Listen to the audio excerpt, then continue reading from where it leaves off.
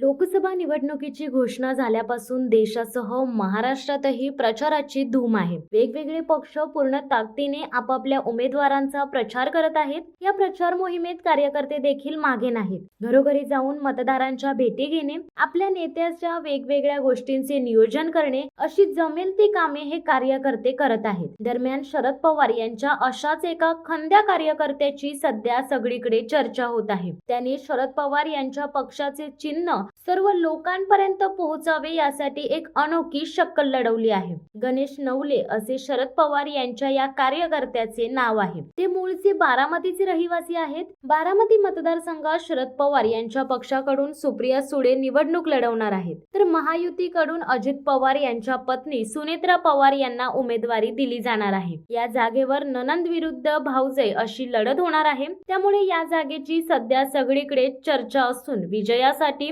दोन्ही बाजूने चांगलाच जोर लावला जातोय। आपल्या उमेदवाराच्या विजयासाठी स्वतःला झोकून देऊन काम करा, प्रचार करा असे वरिष्ठांकडून सांगितले जात आहे। त्याचे पालन कार्यकर्ते करताना दिसतात। यामध्ये गणेश नवले याचा देखील समावेश आहे। त्यांनी शरद पवार यांच्या पक्षाचे चिन्ह मतदारांपर्यंत पोहोचवण्यासाठी चक्क चांदीची टोपी तयार केली आहे। नवले यांनी तयार केलेली टोपी साधी सुधी नाही, ती चांगलीच मोठी आहे। विशेष म्हणजे तिला डोक्यावर घालता येते।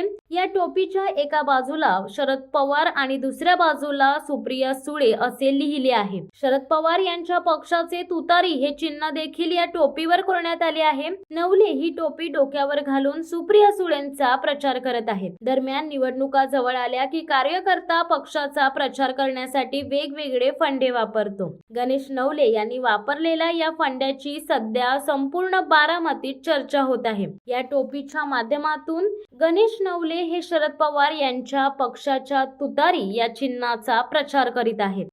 शिवसत्ता टाइम्स न्यूज ब्युरो, बारामती।